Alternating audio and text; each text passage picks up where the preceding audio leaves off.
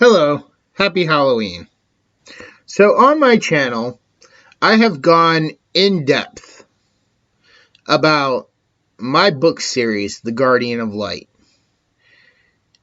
However, I do have other books. And today I am proud to announce that I am releasing an audiobook of one of my first short stories called The Witch's Hole. As a special Halloween treat for you all, I am including on my channel the first chapter of this audiobook as a special preview.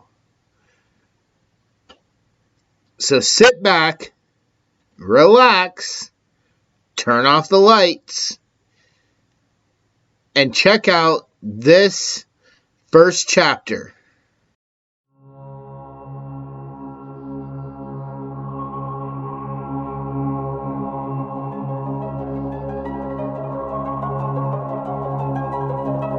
Chapter 1.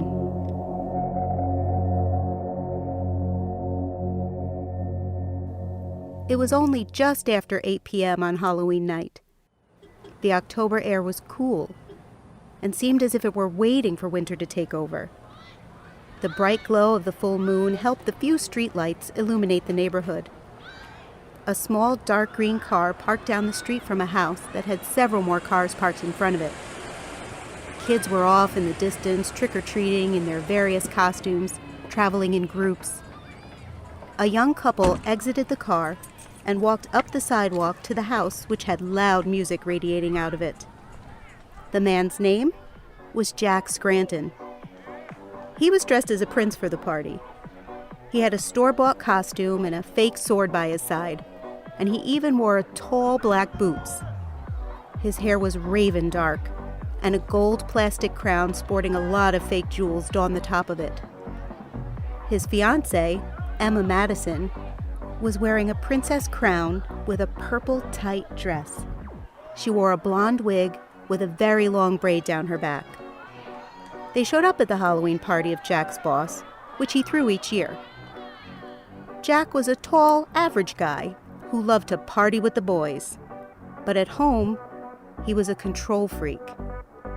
Now Emma, on the other hand, was very pretty, but both timid and shy. She did not have a lot of friends because of her shyness. She did, however, over the last year, gotten to be good friends with her neighbor, Zoe Marsh, who was one of Jack's co-workers. When Zoe moved into the house next door to them, she was going through a nasty breakup. She quickly struck up a friendship with Emma, who had told her that Jack's office was in need of a new secretary, and Zoe quickly applied. She loved the job, and it was the best pay she had ever had. Now, the relationship between Jack and Emma was average, except when Jack got drunk or angry. He yelled at her and insulted her, which tended to happen quite often. He never hit her or hurt her physically, but Emma was scared he might one day, like her father did when she was a young girl. This single thought kept her from leaving him. Now, it wasn't all bad. Jack was usually very nice and even caring at times. He would always do and plan the most romantic things for Emma. She dated guys that often tended to treat her just as bad, and sometimes worse. They would always leave her for other prettier girls. Jack was different, though. She saw he truly cared about her. He was there for her when she was at her lowest point. A point where she was on the verge of ending her pain and leaving the world behind forever. Everyone from his office was there, drinking, laughing, and having a good time. There was no shortage of chatter either. At least 15 different conversations were going on at one time. Some were personal, while others were about business. Jack left Emma to go and spend time with his best friend and co-worker, Kyle Parker, who was also dressed as a pirate. Emma made her way through the crowded house until she found Zoe, who was dressed in a vampire costume, which was really tight and revealing. Zoe had long black boots on that came up to her knees and fishnet stockings. All of the black made her long blonde hair stand out considerably. There was another girl with her named Sabrina Moore, who was dressed as a vampire also. She, however, wore a hooded black robe with a blood-red revealing dress that looked as if it were centuries old. Sabrina had long, shiny, silky red hair, which made her brown eyes look black as the night sky. "Emma, hey! This is my good friend Sabrina," Zoe said very loudly over the music and chatter. Emma shook Sabrina's hand. "Nice to meet you. So, do you work with Zoe also?" she asked softly. "What?" Sabrina asked over the noise. "Do you work with Zoe?" Emma asked in a louder tone. No. Actually, I work down at the mall." "Oh, really? What store?" "Scents and Wax. It's that candle shop over by the food court," Sabrina told her. "Yeah, she owns it. Isn't that cool?" Zoe said excitedly. As she put her arm around Sabrina's waist and rested her head on her shoulder, it was now becoming clear to Emma that Sabrina was just a bit more than a friend. Now that she thought about it, she never did see Zoe with a boyfriend. In fact, she never talked to Emma about her past relationships. Emma glanced over at Jack and saw him talking to a woman dressed in a sexy short blue police costume. The girl had curly black hair and a very nice slender figure. The girl's name was Leah Chase, and Zoe knew she had a reputation around the office for being really easy from what she overheard from some of their other coworkers. Emma stared and started to wonder if Jack might be cheating on her, because he has been coming home later far too much over the last 2 months. She did not have proof and did not want to accuse him falsely, just in case she was wrong. Besides, she had bigger issues on her mind tonight. Jack left Leah and moved off to talk to his boss, Frank Evers, who was dressed up as Abraham Lincoln, and his wife, Chloe Evers, was dressed as Mary Todd Lincoln. She did not notice Jack was talking with them, and only saw that he and Leah had vanished when she glanced over at Sabrina. Emma excused herself from her friend and headed off to the bathroom. Zoe had watched Emma take off and had noticed, too, that her eyes were watering up. Emma made her way down the hall to the restroom, quickly entering and shutting the door behind her. She kneeled down over the porcelain toilet and began to vomit. When she was finished, she stood up, walked over to the mirror, which was also a medicine cabinet. There was a sudden knock at the door, which made Emma jump. "Hey, Emma!" It was Zoe. "You in there?" Zoe asked her through the door. Emma opened the cabinet to grab a bottle of mouthwash. She uncapped it and took a swig, then spit it out. When she did, she called out, "Just a sec!" She took another quick mouthful. Emma let the minty taste sit in her mouth for a moment. Then she gave it a quick swish and spit it out into the sink. She hated the taste the being sick left in her mouth. She, in fact, could not imagine anyone in the whole world who would like it. She flushed the toilet, then opened the door.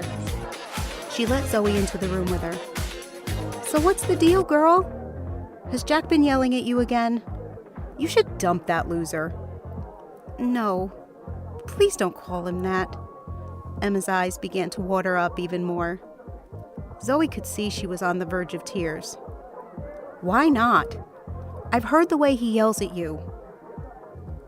"I'm pregnant," Emma said softly. There was a moment of silence between the two women. Finally, Zoe felt the need to break the silence. "Does Jack know?" "Not yet," Emma said as tears began to leak down her cheeks. "Why are you crying? This is a good thing." "Jack doesn't want kids," she cried. Zoe held her and rubbed her back in a consoling fashion. "Well, come back out there and sit with us for a while." Emma grabbed some toilet paper and folded it up. She nodded and wiped the tears off her cheeks and out of her eyes. So the two girls left the bathroom and headed back to the party. A few hours later, the party was winding down and Jack found Emma and told her he was ready to leave. Zoe and Sabrina said they should be taking off too and that they would see her later. Emma nodded and took Jack's hand. As they began moving through the house towards the front door, she could tell by the smell of Jack's breath that he was tipsy. As they walked back down the sidewalk, many of the cars that were parked on the street were gone. She helped Jack into the car and then got in on the other side. Emma drove since Jack had been drinking, and she decided now was the time. "Jack, I have something to tell you." "What?" "I'm pregnant." No, you're not pregnant," he replied with a wide smile and in a tone that seemed like he was waiting to hear that it was a joke. When Emma drove on and said nothing, he contorted his face in anger. "I use a condom every single time." "I just got my test results back from my doctor this afternoon." "Damn it, you little bitch! This is all your fault!" Jack yelled as he stared out the window. Her face sagged, and her eyes watered up again. She had kind of expected him to be upset, but this was more than what she had imagined. "Why is it my fault?" she asked him with tears rolling down her cheeks. "I asked you time and time again to get the shot or take the pill." "I'm sorry. I'm terrified of needles, and the pill isn't 100% either. I just thought you would be happy." "Happy? Oh, I'm happy we were going to get married in 5 months, and we just spent $500 on your dress, which isn't going to fit by then." "I'm sorry," she said as she began to cry even more. "Maybe we could push the wedding forward some." "Only one problem. We already requested the dates off, so no, that's not really an option now, is it?" he yelled sarcastically at her.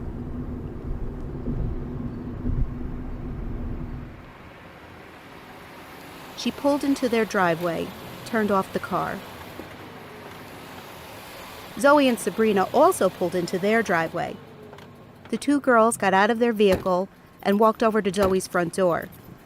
They stood there quietly talking in the dark, only to see Emma get out of her car sobbing as she hurried into the house. Jack stumbled out of the car and stormed in after her. Zoe saw this and almost was about to go over and say something to him, but Sabrina stopped her. Then Sabrina turned Zoe to face her and asked, "What's that about?" "Jack is an asshole and what? You were going to go over there and stop him?" "Maybe." Sabrina could tell by the look on her face, which was a slight pink, which was strangely noticeable in the dark of the front porch. "Let's go inside and you can tell me more," Sabrina said gently to her lover in order to calm her down.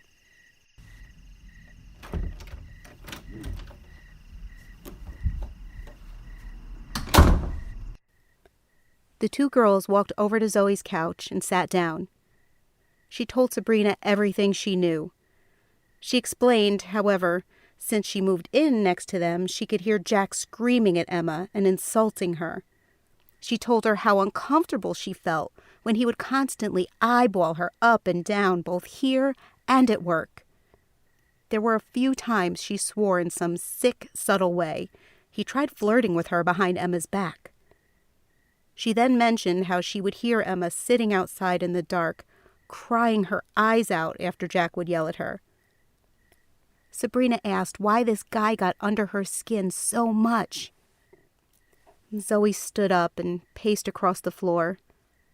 She told Sabrina that her father died when she was still a baby, and her mother got involved with a friend of hers, and they married soon after.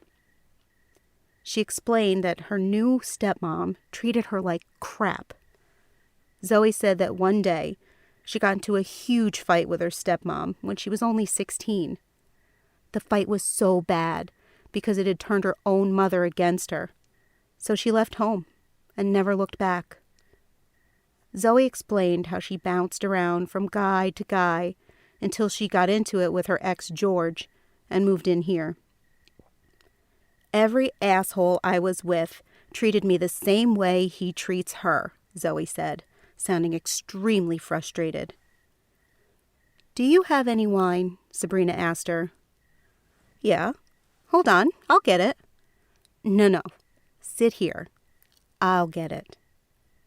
She got up, took Zoe's hand, and guided her to the couch. As Zoe sat, she rushed off to the kitchen. She returned moments later, holding a bottle of wine and 2 glasses. Sabrina then sat down on the couch next to her and asked, Do you have 10 candles? Yeah, why? Zoe asked as she took a wine glass and poured them each some wine, which smelled like grapes and alcohol.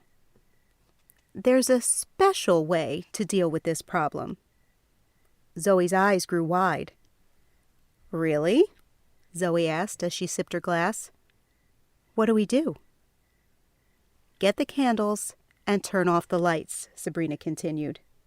Meanwhile, Jack was lying in their bed, still mad, while Emma was in their bathroom, softly crying her eyes out.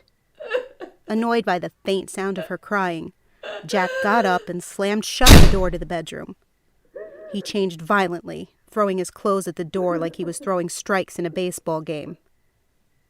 After he was done changing, he fell onto the bed. The last thing on his mind was whether or not he was going to break up with her and kick her out. He was partly tempted to grab the suitcase out of their closet and pack her shit. If he had not been so buzzed and tired, he probably would have. True, Jack had leaned up to the line of cheating and been very tempted to cross over it. But Emma was quite sexy in her own way and completely submissive to him. He knew about her father and what all he had done to her. It was the one reason he never laid a hand on her. She was kind of like a flower, but the way he saw it, he was trying to toughen her up a bit, while of course remaining the alpha in the relationship. Other women he had dated or could start dating might challenge him for that role. He laid there in his bed and thought with his eyes now closed. He was going to be a father.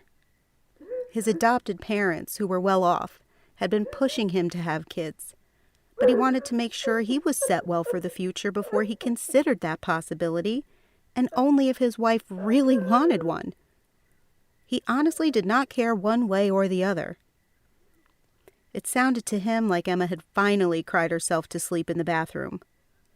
Finally, with the warmth of his skin cooling down from the rage, sleep took him for the night.